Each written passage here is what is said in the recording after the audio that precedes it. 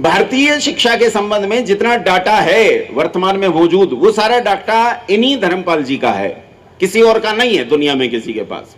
चाहे वो आर्य समाज के पास हो, संघ के पास हो, राजीव दीक्षित जी के पास हो, स्वामी रामदेव के पास हो, या दुनिया में किसी के पास हो, मेरे पास हो, आपके पास हो, किसी के पास, वो डाटा सारा धर्मपाल जी का है।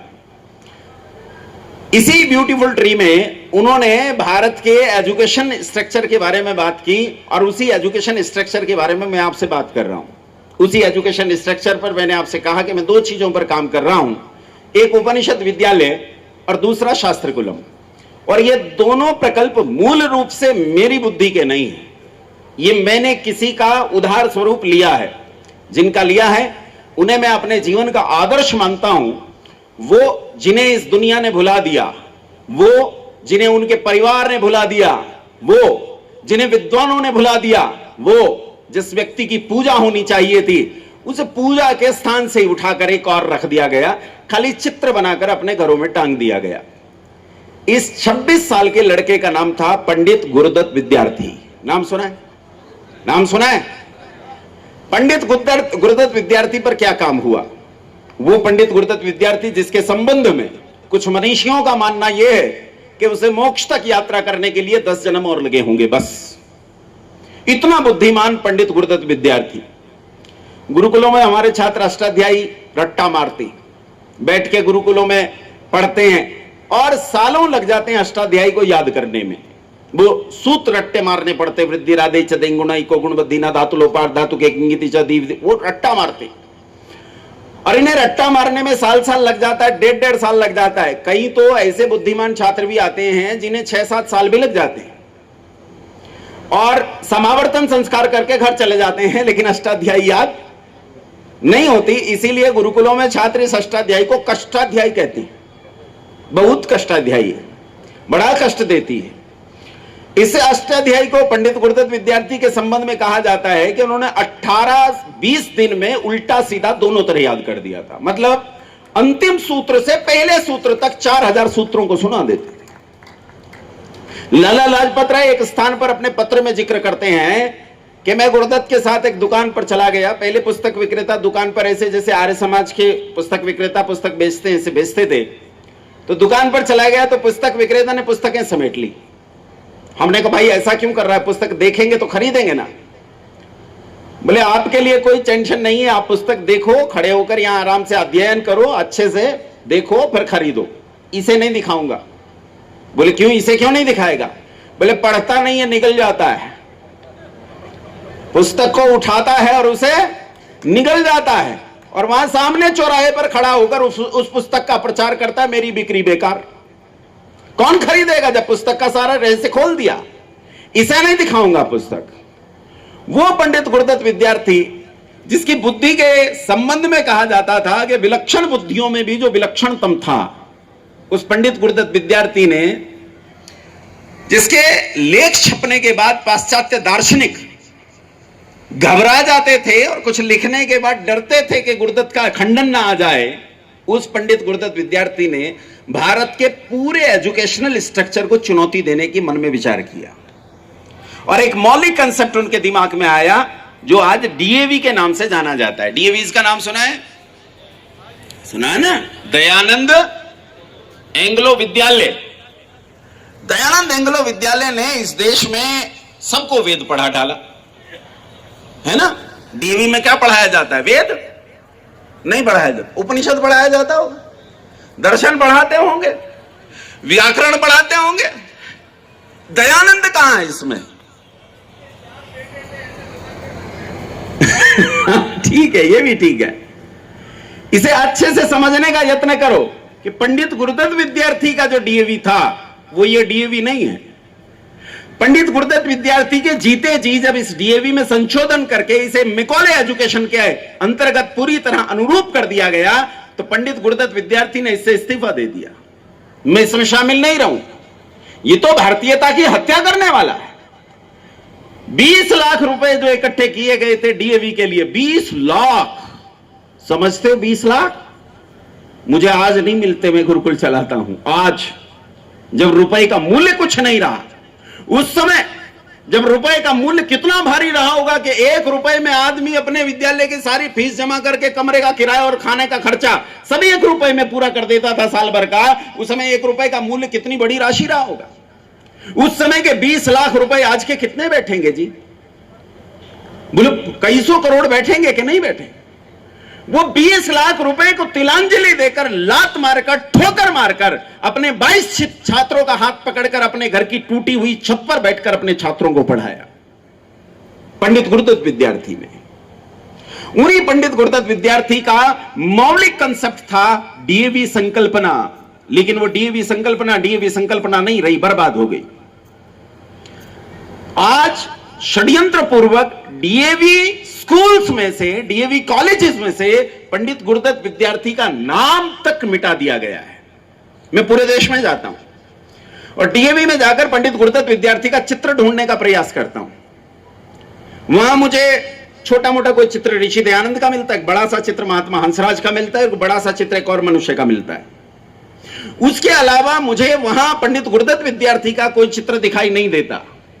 आप आश्चर्य करेंगे, आधिकारिक रूप से लीगली प्रयास करके पंडित गुरुदत्त विद्यार्थी को डीएवी की संकल्पना से निकालकर बाहर फेंक दिया गया कि उसका इससे कोई लेना देना नहीं। निसंदेह इस डीएवी से पंडित गुरुदत्त विद्यार्थी का कोई लेना देना नहीं है। उसकी जो संकल्पना थी वो अद्भुत थी, वो विलक्षण थी। तब मैंने सोचा कि क्या मैं कुछ कर सकता हूं? था तो ये बड़ा काम, लेकिन मैंने सोचा कि इस पर कुछ करना चाहिए। और तब मैंने पंडित गुरुदत्त विद्यार्थी की उस संकल्पना पर रिसर्च करना शुरू किया, कुछ लोगों को साथ लगाया और साथ को लेकर हमने रिसर्च का काम शुरू किया। उसी रिसर्च प्रोजेक्ट का नाम हमने रखा उपनिषद विद्यालय। इन उपनिषद विद्यालयों को हमने योजना बनाई कि पूरे देश में ऐसे हजारों उपनिषद विद्यालय खुलने चाहिए जो प्राच्य शिक्षा दें, लेकिन साथ में एकेडमिक एक्सीलेंस भी पैदा करें। एकेडमिक एक्सीलेंस के साथ फिजिक्स, केमिस्ट्री, बायोलॉजी, मैथमेटिक्स, इसके साथ क्वांटम फिजिक्स, बायोटेक्नोलॉजी और इलेक्ट्रोकेमिस्ट्री के साथ वो बच्चों को प्राच्य शिक्षा और उसके सिद्धांत देने का काम करें। तो उस उपनिषद विद्यालय पर हमने काम करना शुरू किया। वो उपनिषद विद्यालय जहां एक तरफ एकेडमिक एजुकेशन पर काम करेगा, वहीं दूसरी तरफ वो एकेडमिक एजुकेशन के साथ साथ लाइफ एजुकेशन पर काम करेगा। जीवन में एकेडमिक एजुकेशन से संसार का कोई मसला हल होने वाला नहीं है। जीवन में अगर समस्याएं हल होंगी तो वो लाइफ एजुकेशन से हल होंगी। इसे समझने की जरूरत है। आपने एक आदमी को डॉक्टरी पढ़ाई और उसे बड़ा डॉक्टर बनाया, व्यक्ति बड़ा डॉक्टर बन गया, अच्छा सर्जन है। ये जब चीरा लगाता है तो पता भी नहीं चलने देता पेशेंट को कब में चीरा लगा दिया। वापस सिल देता है तो पता नहीं चलता कि यहां से काटा गया था क्या। इतना गजब का सर्जन है ये। लेकिन सर्जन बहुत बढ़िया है, सब कुछ बढ़िया सीखा है, एनाटॉमी अच्छे से सीखी है, फिजियोलॉजी अच्छे से सीखी है, फार्माकोलॉजी अच्छे से सीखी है, सर्जरी अच्छे से सीखी है, लेकिन नहीं सीखा तो एक चीज नहीं सीखी, मनुष्यता नहीं सीखी। क्या नहीं सीखी? मनुष्यता नहीं सीखी। शिक्षा के 3 उद्देश्य होते हैं, सावधानी से सुनना मेरी बात। शिक्षा के 3 उद्देश्य होते हैं। पहला उद्देश्य होता है बालक को मनुष्य बनाना। वेद कहता है मनुर्भव, क्या बन जा? मनुष्य बन जा। इसलिए शिक्षा का पहला उद्देश्य है व्यक्ति को मनुष्य बनाना। दूसरा उद्देश्य है व्यक्ति में आचरण पैदा करना, सभ्यता पैदा करना समाज के प्रति। और तीसरा उद्देश्य होता है स्किल डेवलपमेंट, यानी रोटी का जुगाड़ करना। ऐसा नहीं कि रोटी का जुगाड़ करना शिक्षा का उद्देश्य नहीं, लेकिन वो तीसरे पायदान पर है। आज शिक्षा के इन तीनों उद्देश्यों ने शीर्षासन कर दिया। पहला उद्देश्य क्या है बोलो? पहला उद्देश्य रोटी का जुगाड़ करना। यही शिक्षा का पहला और वास्तविक उद्देश्य आज बच गया है आज की दुनिया में। और इसका परिणाम यह निकला कि आपने अच्छे सर्जन पैदा किए हैं, लेकिन उन सर्जनों के भीतर आप मनुष्य रखना भूल गए। और इसका परिणाम यह है कि वो सर्जन अच्छा है पर किडनी निकालकर बेच लेता है। आपने इंजीनियर्स पैदा किए, लेकिन उसके भीतर मनुष्य रखना भूल गए, इसलिए 1700 करोड़ का पुल भर भराकर उद्घाटन वाले दिन गिर पड़ता है। आपने अच्छे सीएस पैदा किए, वो अकाउंटेंसी बहुत अच्छी जानते हैं, वो रुपए की व्यवस्था अच्छी जानते हैं, लेकिन वो देश के रुपए को कैसे काला बाजार में तब्दील किया जाए इस योजना में लगे हुए हैं। वो इस योजना में नहीं लगे हैं कि देश के भविष्य को कैसे उज्जवल किया जाए। उसका कारण है कि इस एकेडमिक एजुकेशन में से लाइव एजुकेशन को खत्म कर दिया गया। दो शब्द समझा रहा हूं, ये शब्द समझ में आए तो आपको लाइव एजुकेशन और एकेडमिक एजुकेशन का अंतर समझ में आएगा। आपने एक शब्द सुना है समाज, और समाज के साथ एक शब्द होता है संस्कृत में समझ। समझ होता है मनुष्य से अलग जितने कीट पतंग पशु पक्षी हैं, उन कीट पतंग पशु पक्षियों के झुंड को समझ कहते हैं। कोई भी हो, छोटे बड़े पशु पक्षी, कीट पतंग, कुछ भी हो, इनका जो झुंड होता है, समूह होता है, उसे समझ कहते हैं। अब ये समझ क्या है, इसे अच्छे से समझो, उदाहरण से समझ में आएगा। समझ के दो लक्षण होते हैं, एक तो वो भोजन साझा करते हैं और दूसरा वो सुरक्षा साझा करते हैं। यानी उनकी सुरक्षा साझा होती है और उनका भोजन भी साझा होता है। तो इसका एक उदाहरण देखो, 20 भैंसों का तबेला। 20 भैंसों के तबेले में सावधानी से जाकर देखो और ईमानदारी से मुझे उत्तर देना, चुप मत रहना। वो जो 20 भैंसे हैं, जब उन्हें चारा डाला जाता है, वो खा तो एक साथ ही रही हैं, क्योंकि चारा डालने वाला सेवक एक साथ ही डाल रहा है सबको। लेकिन ईमानदारी से बताओ, वो एक दूसरे के भोजन की चिंता करती हैं क्या? बोलो, करती हैं क्या? बल्कि भैंस की तो उल्टी आदत होती है, अपने सामने पड़े चारे को छोड़कर पड़ोसी भैंस के चारे में थूथन मारेगी। अच्छा, उससे खाया जाए या ना खाया जाए, गिरा तो देगी ही। ये काम होता है। इसका मतलब इनका भोजन साझा, एक दूसरे के भोजन की चिंता इन्हें नहीं है। अच्छा, अगर एक भैंस को पीटने लगे और बाकी भैंसें, तो ये बताओ, बाकी भैंसें आंदोलन करती हैं कि भाई इसे छोड़ो, या अपनी अपनी जान बचाकर भागती हैं? इसका मतलब है इनकी सुरक्षा भी साझा नहीं है, भोजन साझा नहीं, सुरक्षा साझा नहीं। तो ये समझ का ठीक उदाहरण नहीं है। समझ का ठीक उदाहरण है मधुमक्खी का छत्ता। मधुमक्खी के छत्ते को सावधानी से देखो, उसमें से कुछ मधुमक्खियां बाहर जाती हैं भोजन खाने के लिए। अब ईमानदारी से उत्तर देना, अपना अपना भोजन खाकर चली आती हैं या अन्य मधुमक्खियों के लिए भोजन लेकर आती हैं? लेकर आती हैं। और जो भोजन लाती हैं उसे संस्कारित करके मधुमक्खी के छत्ते में सुरक्षित करके रखती हैं, ताकि आपातकाल में जिनके पास कोई व्यवस्था नहीं, बीमार हैं, रुग्ण हैं, कमजोर हैं, उन्हें भी भोजन मिल सके। बात समझ में आई कि नहीं आई? भोजन कैसा हुआ? साझा। एक दूसरे के भोजन की क्या है, उन्हें चिंता है। अब दूसरा, सुरक्षा साझा है या नहीं है। एक ऐसी महीन कंकर लो जो केवल एक मधुमक्खी को लगे और तान कर मधुमक्खी के छत्ते में मार दो। वो एक ही मधुमक्खी को लगेगी, एक ही मधुमक्खी को चोट पहुंचाएगी, लेकिन हमला वो हजारों हजार मधुमक्खी इकट्ठे मिलकर कर देंगी। और तब तक हमला करेंगी जब तक वो आश्वस्त ना हो जाएं कि हमलावर इसके बाद हमला करने वाला नहीं। वो आश्वस्त हो जाती है। इसे समझ कहते हैं।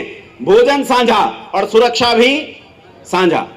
जब ये पशु पक्षी आपस में समझ का निर्माण करते हैं, तब इनकी ताकत इतनी बढ़ती है, बंधुओं, इतनी बढ़ती है कि दुनिया के सबसे ताकतवर पशु को मार डालते हैं। जंगल में जंगली भैंसों के झुंड को देखो, यह समझ का एक बेहतरीन उदाहरण है। जंगली भैंसों का झुंड जब चरता है तो आप आश्चर्य करेंगे, ये उतनी गति पर चलता है जितनी गति पर इस झुंड में चलने वाला सबसे कमजोर, रोगी या बूढ़ा पशु चलता है। इस पूरे झुंड की गति उतनी होती है जितनी सबसे कमजोर प्राणी की गति होती है। इसका मतलब इन्हें चिंता है कि उसे भोजन ठीक ठीक मिल जाए।